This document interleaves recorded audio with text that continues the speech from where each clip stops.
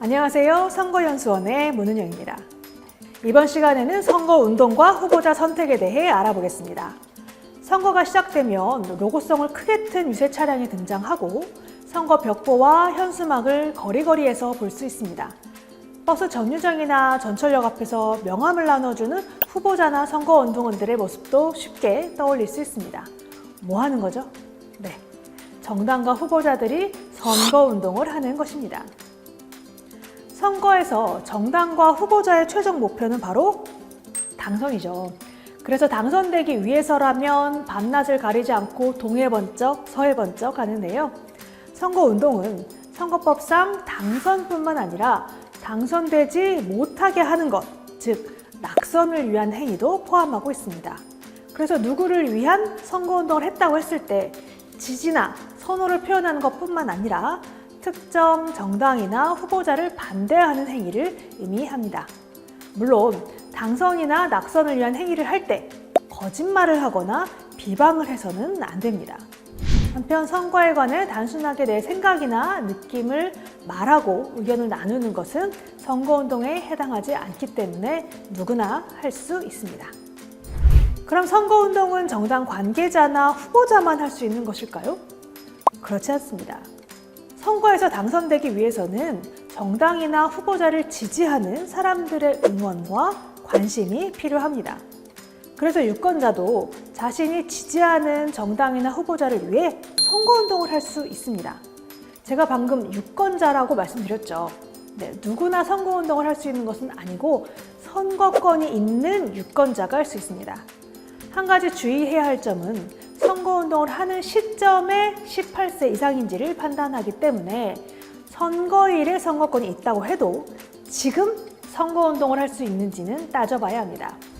그리고 선생님이나 공무원 등 법에 따라 정치적 중립성을 지켜야 하는 사람들은 선거운동을 할 수 없습니다.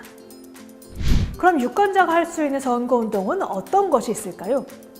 정당이나 후보자의 선거사무원으로 등록해 활동할 수 있고 후보자의 부탁을 받아 공개된 장소에서 지지연설을 할 수 있습니다. 지금까지 말씀드린 활동은 후보자들이 본격적으로 선거운동을 하는 법정 선거운동 기간에 할 수 있는 것인데요. 법정 선거운동 기간은 후보자 등록 이후 선거일 전일까지로 대통령 선거의 경우 22일, 국회의원 선거나 지방선거의 경우 13일입니다. 평상시에는 휴대전화 문자메시지나 카카오톡, 인스타그램, 트위터 등 SNS를 이용한 선거운동을 선거일을 포함해 언제든지 할 수 있습니다. 다만 휴대전화 문자메시지 전송 시 한 번에 20명을 초과해서 동시에 보내는 건 안 됩니다. 그리고 말과 전화를 이용한 선거운동은 선거일을 제외하고 할 수 있습니다. 하지만 우리 청소년 유권자가 선거운동을 자유롭게 할 수 있다고 해서 모든 것이 허용되는 것은 아닙니다. 자유가 보장되는 민주주의 사회에서도 사회 질서를 해치는 행위에 대해 일부 제한을 두는 것처럼 선거에서도 질서를 방해하는 행위는 하지 못하도록 정해두고 있습니다. 바로 불법 선거운동이라고 일컫는 것들인데요. 후보자 또는 후보자의 가족을 헐뜯거나 거짓 사실을 퍼뜨리는 일을 대표적으로 꼽을 수 있고요. 특정 지역이나 성별을 비하하거나 모욕하는 것도 금지됩니다. 또 교실이나 기숙사, 연속해서 찾아가서 선거운동을 하는 것도 허용되지 않습니다. 불법 선거운동을 했다면 어떻게 될까요? 네, 해서는 안 되는 선거운동을 했으므로 선거법 위반으로 처벌을 받습니다. 그런데 내가 지금 하고 있는 이 선거운동이 위반되는지 아닌지 좀 헷갈릴 수 있죠. 그렇다면 국번 없이 1390 선거 콜센터에 전화해서 미리 물어보는 것을 추천드립니다. 그럼 실제 선거에서 우리는 무엇을 보고 누구를 찍어야 할까요? 바로 선거 정보를 어디서 어떻게 얻을 수 있는지 궁금할 텐데요. 하나씩 소개해 보도록 할게요. 우선 정당 홈페이지 둘러보기를 추천하고 싶습니다. 대부분 후보자들은 정당 소속이죠. 정당은 비슷한 생각을 가진 사람들이 모여 정치 권력을 획득하기 위해 운영하고 있는 현대 정치의 핵심적인 주체인데요.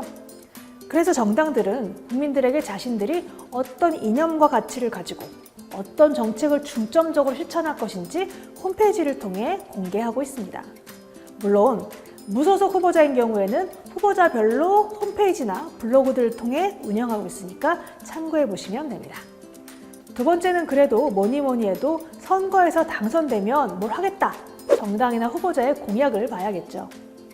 하지만 한 번에 살펴보는 것이 생각보다 쉬운 일은 아니기에 중앙선거관리위원회에서 운영하고 있는 정책 공약 마당 사이트를 보시기를 추천드립니다.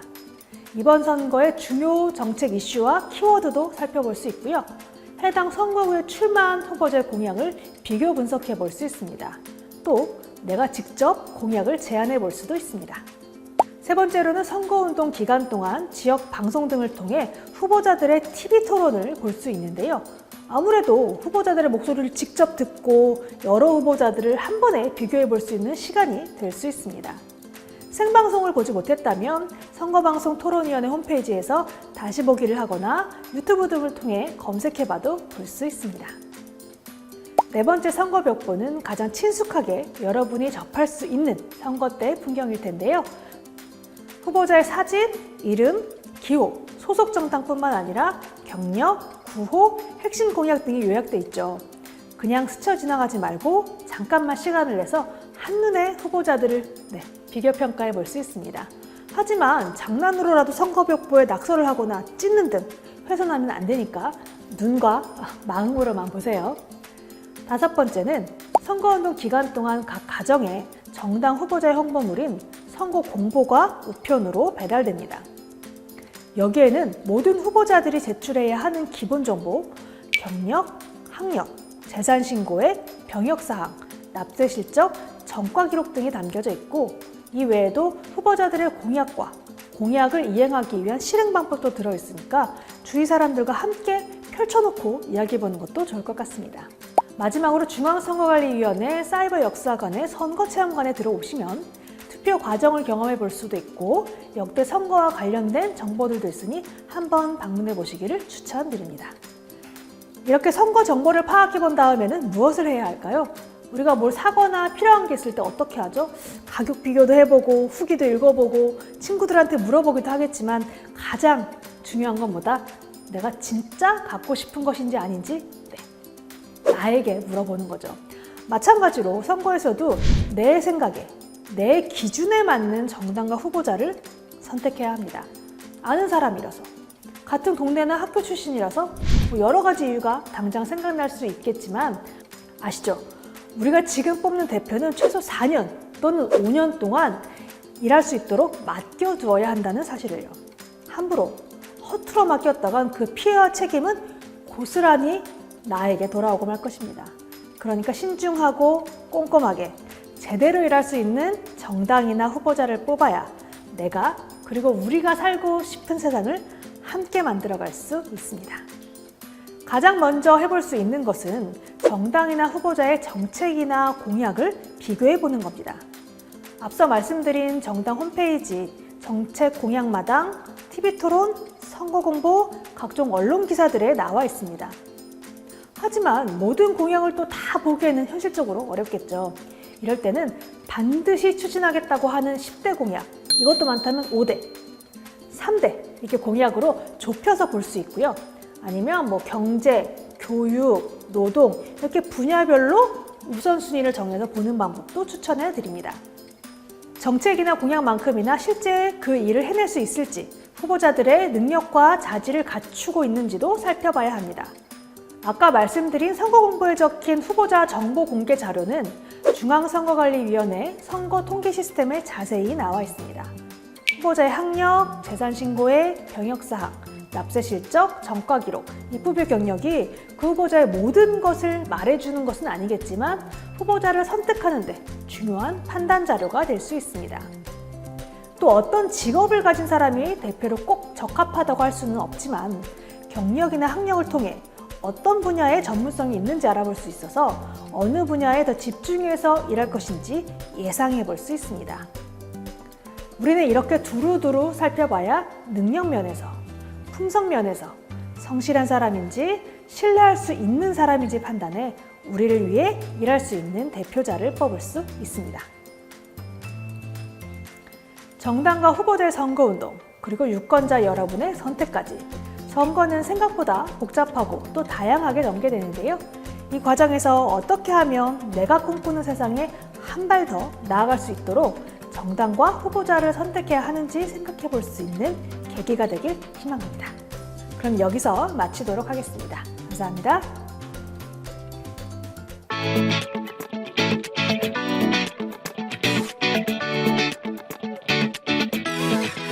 선거의 꽃은 뭐니 해도 선거일에 투표소에 가서 잘 찍고 나오는 거겠죠. 전반적인 선거 과정과 투표소에 가서 맞닥뜨리게 될 투표 방법, 그리고 내 투표가 어떻게 집계되는지 개표 과정까지 차례차례 살펴보도록 하겠습니다. 오후 6시 투표가 마감되면 투표함을 개표소로 옮겨 개표를 진행합니다. 그리고 개표 결과가 확정되면 당선인을 결정하게 됩니다. 홍도정을 찍거나 서명을 한 후 투표용지를 받게 됩니다. 그리고 이제 기표소에 가서 투표용지 기표한 다음 내용이 보이지 않게 한 번 또는 2번 적어서 투표함을 넣습니다. 어렵지 않죠? 투표가 끝나면 이제 집계를 해야 합니다. 오후 6시 투표가 마감되면 투표함 투입구를 잘 봉쇄 봉인해서 개표소까지 투표함을 이송합니다. 이때 투표관리관과 투표 과정을 참관했던 투표 참관인 그리고 경찰 공무원이 함께 이송하게 됩니다.